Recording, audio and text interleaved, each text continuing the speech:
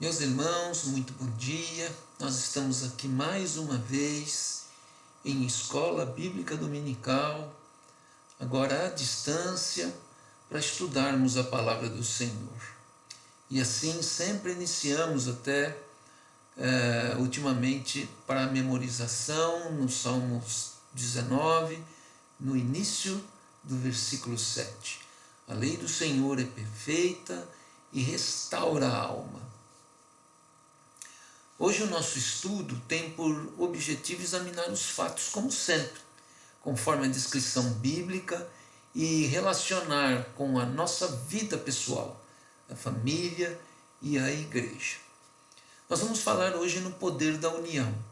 E é um tema muito interessante sempre, mas hoje é peculiar porque nós, quando falamos do poder, no poder da união, nós estamos falando de igreja, nós estamos falando de nos juntarmos, nos unirmos, da comunhão.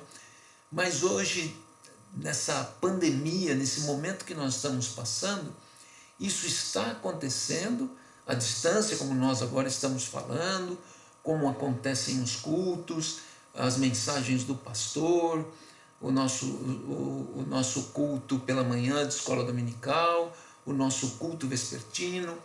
Tem acontecido, mas existe uma barreira hoje, né? Quer dizer, nós não vemos formalmente, de fato, não estamos juntos, apenas utilizando a mídia para poder ter essa proximidade. Mas nós ainda estamos juntos em termos de família, dos filhos, dos pais, das pessoas que estão à nossa volta. Nós sempre estamos vendo alguém.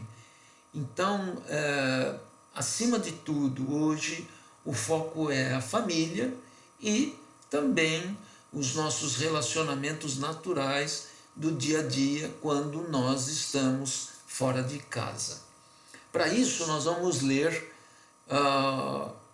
um breve trecho da Palavra de Deus que está no final do capítulo 10 de Gênesis, no primeiro livro da Bíblia, Gênesis, capítulo 10, lá no versículo 32, e já entra no capítulo 11, do versículo 1 ao versículo 9. Assim, então, queridos, Gênesis 10, 32, ouçam a palavra do Senhor. São estas as famílias dos filhos de Noé, segundo as suas gerações, nas suas nações, e destes foram disseminadas as nações na terra, depois do dilúvio. Ora, em toda a terra havia apenas uma linguagem e uma só maneira de falar. Sucedeu que, partindo eles do Oriente, deram com uma planície na terra de Sinar, e habitaram ali. E disseram uns aos outros: Vinde, façamos tijolos e queimemo-los bem. Os tijolos serviam-lhes de pedra e o betume de argamassa. Disseram: Vinde, edifiquemos para nós uma cidade e uma torre cujo tope chegue até aos céus, e tornemos célebre o nosso nome, para que não sejamos espalhados por toda a terra. Então desceu o Senhor para ver a cidade e a torre que os filhos dos homens edificavam. E o Senhor disse: Eis que o povo é um, e todos têm a mesma linguagem. Isto é apenas o começo. Agora não haverá restrição para tudo o que intentam fazer. Vinde, desçamos e confundamos ali a sua linguagem, para que um não entenda a linguagem de outro.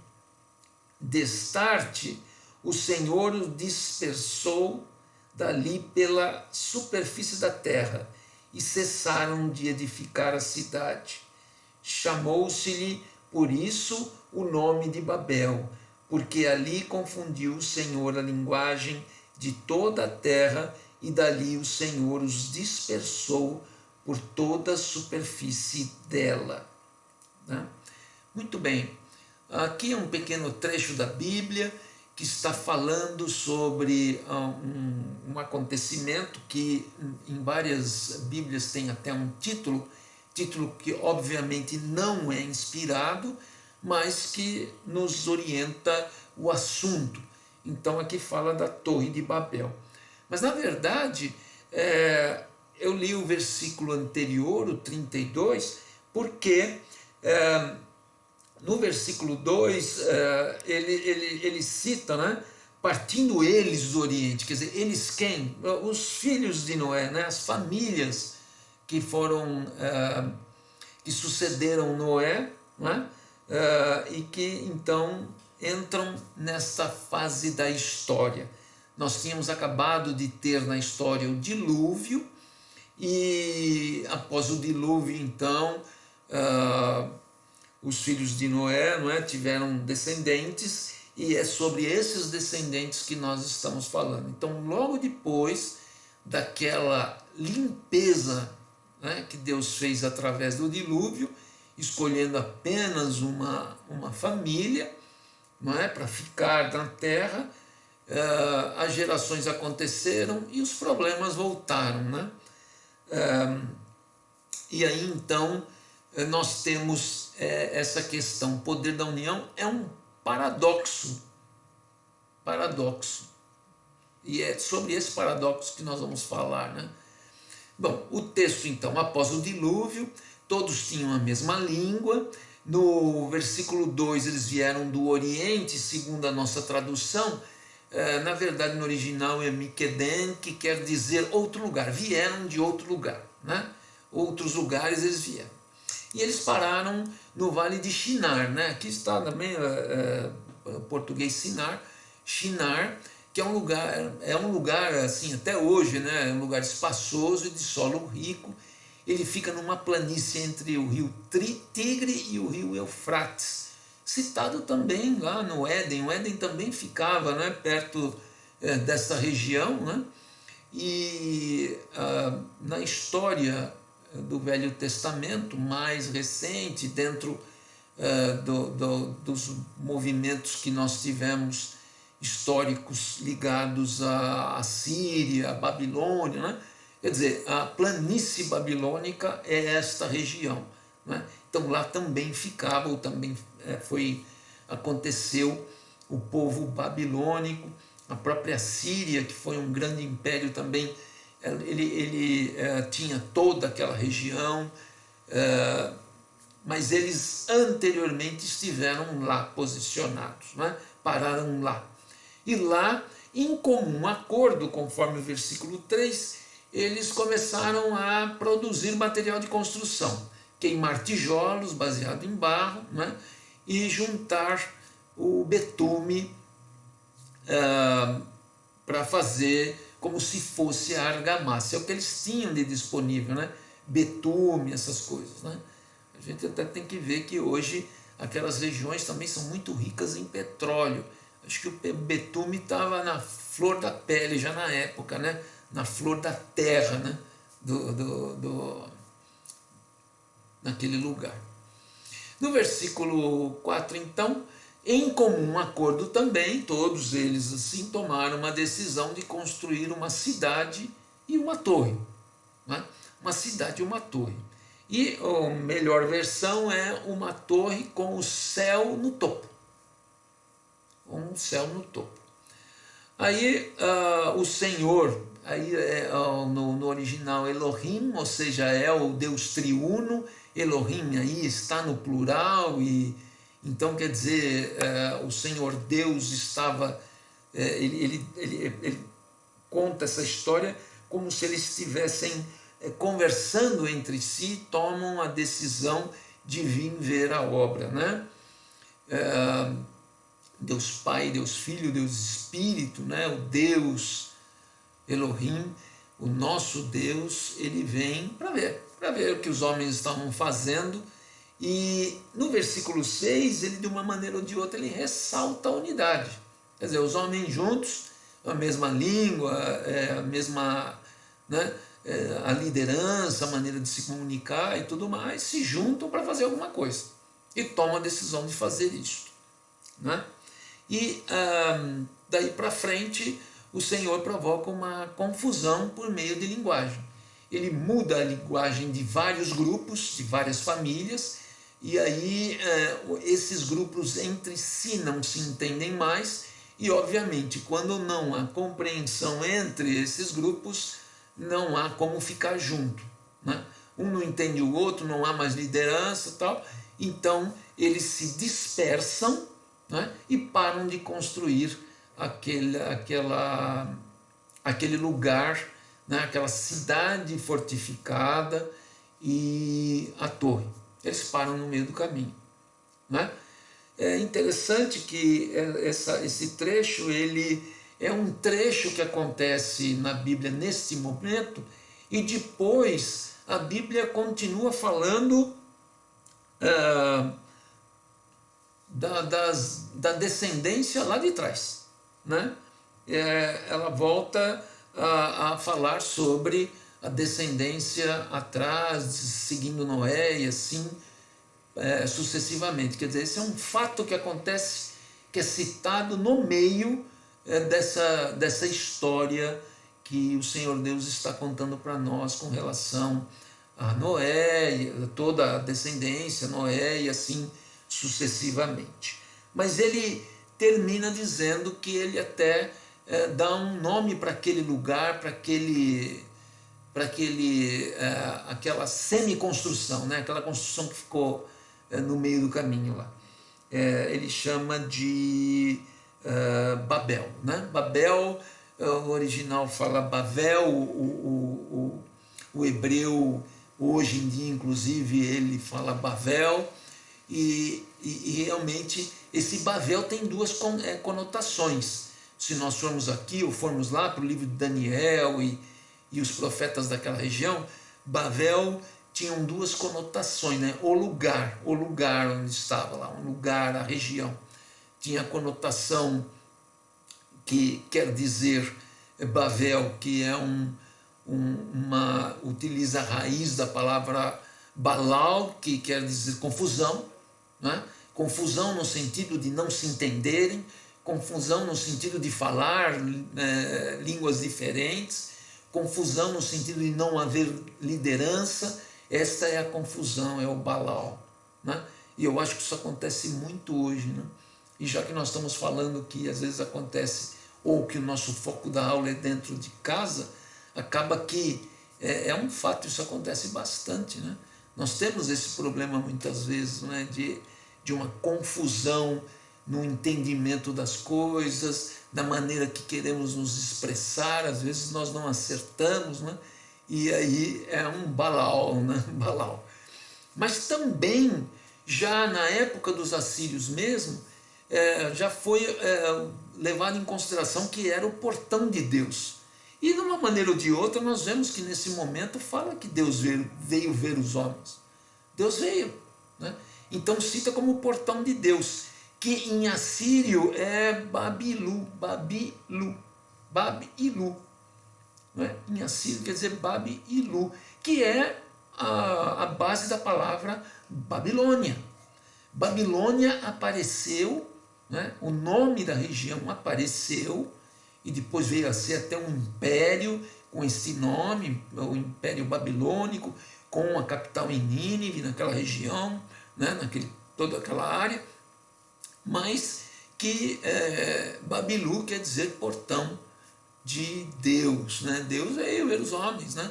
Deus vem ver os homens, Deus vinha ver os homens comumente, vinha visitar Adão. Já no início de Gênesis a gente vê isto, onde Deus vem falar com Adão todo dia no pôr do sol, na viração do dia. Na verdade, o hebreu tem isso, né? O dia acaba no final, no pôr do sol. Nós temos a história, né, de Israel, e nela isso é bem claro, que ao pôr do sol acabava o dia, e o Senhor Deus vinha ver Adão, ensiná-lo, orientá-lo, ouvi-lo, conversar com ele, né?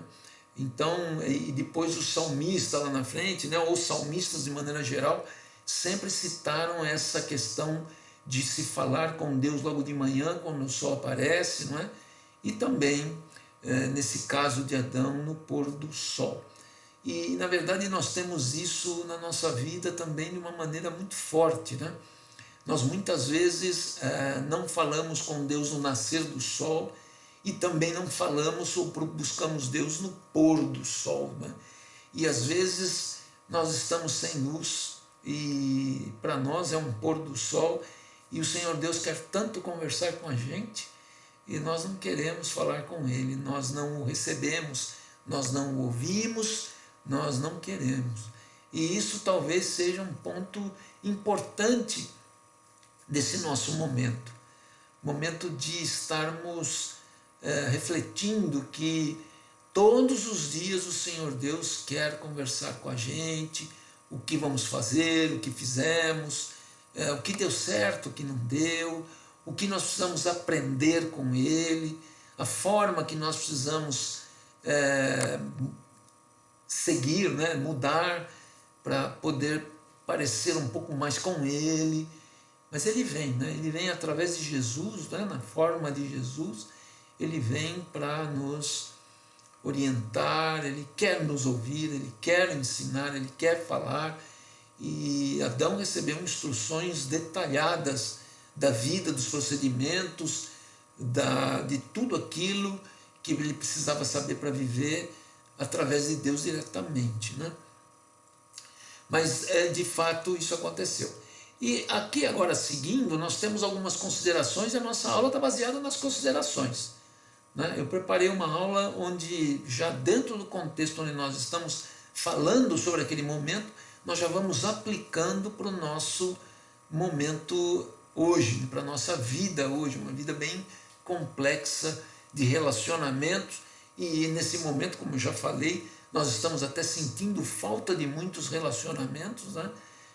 Sentindo falta porque não os temos mais, sentindo falta porque não estão presentes nesse momento com a gente, na dificuldade de vê-los.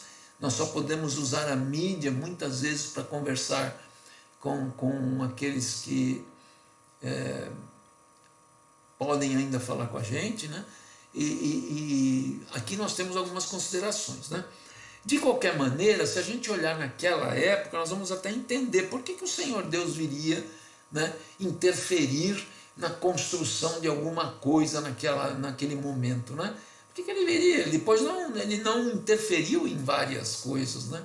Ele não interferiu, mas aqui ele interferiu. Por que isso, né, aconteceu? Bom, na verdade é que em vez de esparramar em propriedades, levando a paz aos limites da terra, né, abaixo da proteção divina, se colocaram numa postura de defesa, escolhendo construir uma cidade amontoada, né, a cidade, acho que todo mundo viu já, várias cidades, quem teve a oportunidade de viajar e ver os castelos com os muros e as pessoas que moravam e até moram hoje dentro de áreas fechadas, sobre muros que eram castelos, e vê que você vive amontoado mesmo, né? Todo mundo lá naquele mesmo lugar, naquela mesma, né, situação, né?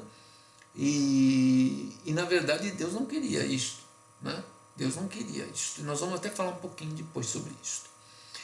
Mas também, por outro lado, se nós olharmos esse início da história, não é? Nós vamos ver que os primeiros construtores de cidades não foram os de melhor caráter e reputação. Se nós olharmos lá em Gênesis 4, podemos até ir, a história de Gênesis 4, 16 e 17 está falando sobre Caim, né? Gênesis 4, 16 e 17, nós estamos vendo aqui, olha, retirou-se Caim da presença do Senhor e habitou na terra de Nod, ao oriente do Éden. Quer dizer, estava lá perto, né? Estava naquela região lá toda, né? Ele, depois do que aconteceu, né? Depois de toda a tristeza de ter matado o irmão, aquela coisa toda, então o Senhor Deus fala com ele, chama a atenção dele, e ele foge, né? E aí na sequência o versículo 17, coabitou Caim com sua mulher, ela concebeu e deu à luz a Enoque. Caim edificou uma cidade e lhe chamou Enoque, o nome de seu filho. Então, muito tinha disso, né? Os povos naquela época eram nômades e se espalhavam e iam andando, mas alguns tomaram essa decisão de construir cidades fortificadas. E aí era mesmo o medo, né? O medo, queriam se proteger, né? Era uma forma de revolta, de rebelião contra Deus. Eu não preciso de Deus, eu preciso me proteger da minha maneira eu mesmo e colocar muros aqui, porque eu não tenho Deus, né? E até Joséfos, que foi dos grandes historiadores aí, né, do início do nosso, obviamente, da nossa era, né, era cristã, depois de Cristo, ele cita que em Gênesis 9, um pouquinho antes da nossa leitura, já tem Gênesis 9 no versículo 1, né? A desobediência à ordem. Enchei a terra. Deus tinha dado uma ordem. Era para se espalhar, para encher a terra, né? Para cada um ter o seu espaço e para levar o conhecimento, as experiências com Deus, que tudo era transmitido via palavra, né? Os registros eram poucos na época, mas era tudo através dos ensinos que vinham de pai para filho e assim sucessivamente. E aí vem uma pergunta para nós aí: para que serve a nossa união? Né? Para que serve? Hoje até nós estamos sentindo talvez um pouco mais isso devido à nossa... Né? Toda vez que somos cerceados da liberdade é que nós damos valor para ela. Né? Aliás, toda vez que nós somos cerceados de alguma coisa é que muitas vezes nós damos valor para essas coisas. Né? Mas aqui, para que serve a nossa união? E aí dentro assim, da igreja ou dentro da própria família isso acontece, né? Temos o mesmo credo, a mesma doutrina, a mesma língua, estamos falando a mesma coisa, né? Estamos falando a mesma coisa, ou quando nós falamos nós não nos entendemos, até quando falamos de Deus nós não nos entendemos, né? Há um desacordo muito grande disso dentro de casa e dentro, né, já pode até acontecer dentro da igreja e assim sucessivamente, né? Mas como que nós estamos, né? E isso acaba nos obrigando a talvez, né, a uma pergunta: estamos nos esparramando ou estamos nos fortificando? Eu não me sinto à vontade de falar de Jesus, de falar de Deus, eu não me sinto à vontade de me relacionar com as pessoas a um nível de poder até dar uma palavra melhor, então eu me encerro dentro de muros, né? Ou não, ou eu me esparramo, né? Eu me esparramo. Eu abro até, né, como existe também uma palavra para isso, eu espalho as minhas tendas, né? Eu faço com que elas... com que esta tenda abrigue mais pessoas, né? E aí nós conversamos com as pessoas, porque nós estamos na rua aí, muitas vezes obrigados na rua a falar com as pessoas. Às vezes alguém que, né, um pobre pede alguma coisa para a gente é obrigado a falar. Pode você estar até de máscara, mas você é obrigado a falar, é obrigado a interagir, né? Então dentro de casa, como é que você está fazendo isso? E na rua, dentro das possibilidades, como é que você está fazendo isso, né? Quer dizer, como nós somos com os nossos amados, como nós somos com os nossos amados irmãos, se nós olhamos o nosso cônjuge, os nossos filhos, os nossos pais, como tem sido a busca de relacionamento, de tentar compreender e tentar, muitas vezes, demonstrar, ou por palavra ou por testemunho, quem nós somos realmente. Muitas vezes nós precisamos fazer isso dentro de casa. Dentro de casa talvez seja um dos grandes desafios que nós temos, de demonstrar que nós cremos no Senhor Jesus, que nós não temos muros, que nós não estamos fortificados, que a nossa força vem do Senhor. Não é? E também mais um pouco de considerações históricas, né? olhando esse momento aqui, interessante que são vários detalhes que são escritos, por exemplo, tijolos queimados, né, os aspectos fracos da construção, tijolos queimados no lugar de pedras. Se a gente olhar, né, poxa vida,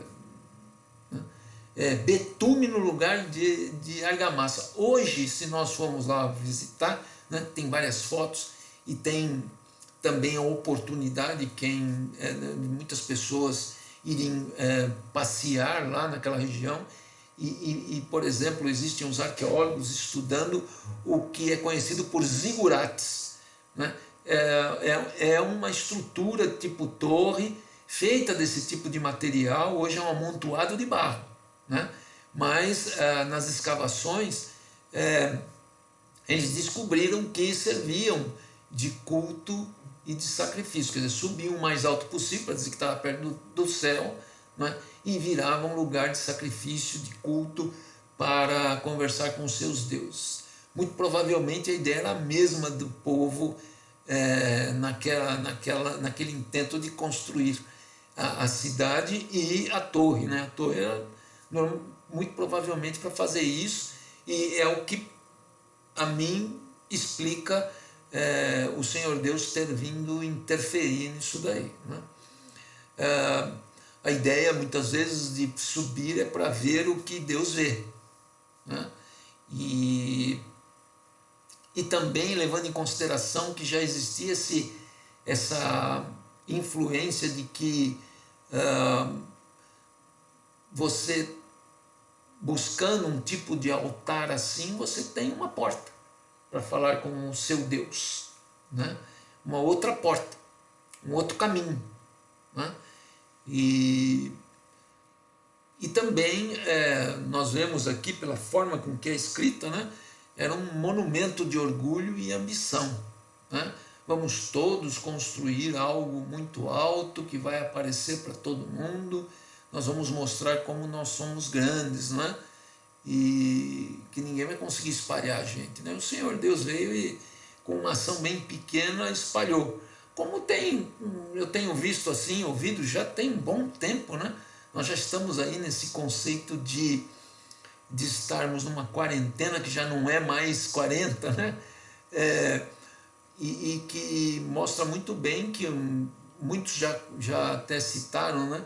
Um vírus, alguma coisa tão pequenininha, provocou uma mudança de conceitos, estruturas, pensamentos, fez muita gente pensar o quanto o mundo é sensível, quanto o ser humano, em termos de mundo, em termos de economia, de comida, de relacionamentos, de tecnologia, é sensível a uma coisinha tão pequena que nós não conseguimos nem ver, né? Mas que, sem dúvida, pode mudar pode, ou pelo menos demonstra bem fortemente como nós somos extremamente limitados, né? Mas por outro lado, nós temos aspectos bons que nós podemos ver nessa correlação que temos aqui citado, né? Nesse paradoxo, né? De que Isaías mesmo fala no versículo 11 do capítulo 54 sobre a Nova Jerusalém, né? Sobre o novo templo a ser construído na Nova Jerusalém. Pedras assentadas sobre argamassa colorida. Ele cita assim, não é? E a fundação sobre safira brilhante, uma pedra tão bonita, né? Quer dizer, fundação extremamente forte, né? Que são os próprios olhos do Senhor Jesus, né? Safira brilhante, né? E a construção sólida. O Senhor Jesus falou muito sobre construção, né? Ele citou muito a questão da administração da construção e sobre construir sobre um fundamento rígido, um fundamento sólido. Então, esses são aspectos bons, aspectos que nós temos que pensar, não é? E o que nós temos construído para o culto a Deus, né? Na verdade, o apóstolo Paulo, podemos ir na primeira carta de Paulo aos Coríntios, né? No capítulo 3, ele, versículos 12 e 13, ele cita essa questão de materiais, fazendo uma correlação entre tudo aquilo que nós estamos produzindo, né? Então, no versículo 12 e 13, ele cita assim: contudo, se o que alguém edifica sobre o fundamento é ouro, prata, pedras preciosas, madeira, feno, palha, manifesta se tornará a obra de cada um, pois o dia a demonstrará, porque está sendo revelada pelo fogo, e qual seja a obra de cada um, o próprio fogo o provará. Quer dizer, se você passar fogo sobre o ouro, o ouro ele é puro, sempre vai ser puro, mas ele pode ter impregnado junto a ele impurezas. Você vai passar fogo, ele vai ficar com menos impurezas. A prata, a mesma coisa, não é? A prata, a mesma coisa, quer dizer, pode ter sujeira grudada, mas passou o fogo, essa sujeira vai sair, não é? Agora, tem coisas que ele cita aqui que se passar fogo vai ficar complicado, não é? Que é a madeira, o feno, a palha, né? Então, é isso que o apóstolo Paulo está dizendo, quer dizer, o que nós estamos construindo em cima do fundamento que é Cristo, né? Nós estamos construindo coisas que são de valor, né? Valor para nós e para os outros, né? Muitas vezes, quando eu penso no ouro hoje, eu me lembro até de muitas coisas que nós falamos sobre a Arca da Aliança, né? Daquele ouro. Aquilo é um espelho. Nós precisávamos ser naturalmente alguma coisa que as pessoas olhassem e falassem: nossa, eu posso ver Jesus, eu posso ver Jesus e posso ver que é um ótimo caminho este, né? Nós estamos dando um testemunho deste nível, né? E aqui uma conclusão dessa nossa breve meditação, dessa breve aula, é ver que nós tivemos uniões boas. Quer dizer, esse é o paradoxo. Aquela união, aquele momento, o Senhor Deus veio e separou, né? Mas nós temos uniões boas, né? Nós temos uniões que têm a mesma palavra, o mesmo conceito, a mesma base, o mesmo fundamento. Então nós estamos vendo aí Jacó e seus filhos, eles transformaram aquele grupo em uma nação, porque temiam a Deus, né? A Páscoa para cada família, houve uma libertação, obedeceram, né? Houve aquele momento e foram protegidos e libertos, né? Jesus e seus apóstolos também construíram um reino, né? Juntos, né? O fundamento próprio Jesus, né? A ceia para os discípulos, que é um momento de comunhão, uma união maravilhosa, uma união que nós até hoje em dia regularmente estávamos relembrando, né? Um momento sublime de Jesus, né? A família também, unidos em casa, unidos na igreja, unidos no mesmo caminho, com o mesmo pensamento, com os mesmos objetivos de cada um se parecer mais com Jesus, né? Tudo isso com um único propósito: só lhe deu glória, para a glória de Deus, para edificar a sua igreja. Louvado seja o Senhor. Eu agradeço muito por essa oportunidade de estarmos juntos, aprendendo os ensinamentos de Deus, e que possamos crescer na fé, no amor, na graça de Deus. Tenha um domingo maravilhoso em nome de Jesus.